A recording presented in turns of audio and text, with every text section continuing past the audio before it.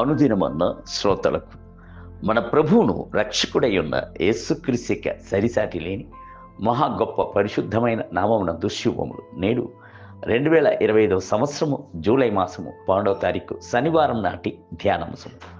మనలను కాపాడుచున్నవాడు.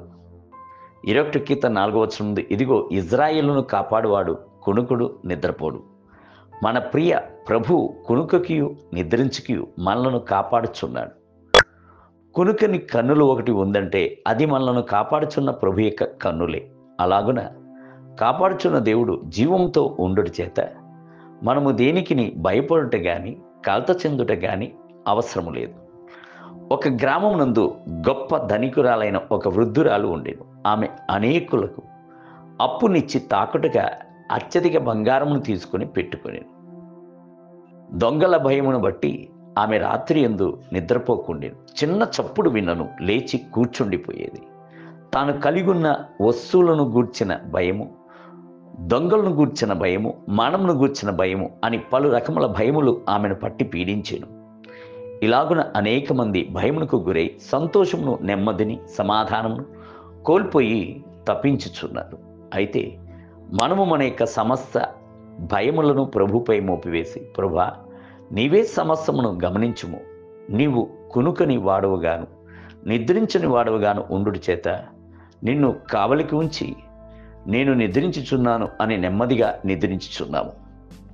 దావీదు రాజు చెప్పుచున్నాడు, వారి ధాన్య ద్రాక్ష రసములు విస్తరించిన నాటి సంతోషము కంటే అత్యధికమైన సంతోషము నీవు నా హృదయంలో పుట్టించితివి.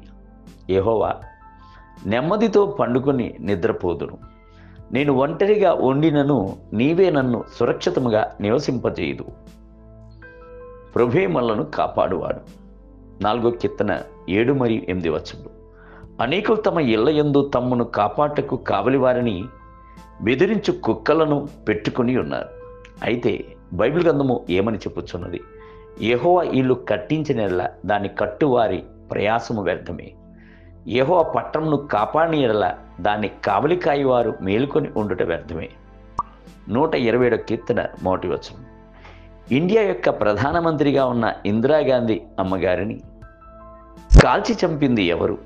వారికి సొంత దేహ సంరక్షక కావలివారే కదా. కావలి కాయిచున్న కావలివాడు తన బాధ్యతను తప్పి నిద్రించవచ్చును. అయితే ప్రభు కొనుగుటలేదు, నిద్రించట్లేదు. గొర్రెలను కాయిచున్న కాపరి తన మందపై అచంచల దృష్టి గలవాడై ఉండును. చిన్న గొర్రె పిల్లను కూడా అతను విడిచిపెట్టడు. మిమ్ములను కనుపాప వలె కాపాడుచున్న రక్షకుడు ఒకడు కలడు. జకరియా చెప్పుచున్నాడు, మిమ్మును ముట్టినవాడు తన కనుగుడ్డును ముట్టినవాడు. జకరియా గ్రంథము 2వ అధ్యాయం 8వ వచనం. దేవుని బిడ్డలారా, ప్రభువే ఆనుకునుడి. ఆయనే మీకు ఆశ్రయమును, బలమును, ఆపత్కాలమునందు అనుకూలమునైన సహాయకుడు. ఆయన రాత్రి పగళ్ళను నిద్రించడు. నేటి ధ్యానమునకై యెహోవా అను నేను దాన్ని కాపు చేయుచున్నాను. ప్రతి నిమిషమును నేను దానికి నీరు కట్టుచున్నాను. ఎవడను దాని మీదికి రాకున్నట్లు దివారాత్రము దాన్ని కాపాడుచున్నాను. యెషయా గ్రంథం 27వ అధ్యాయం 3వ వచనం.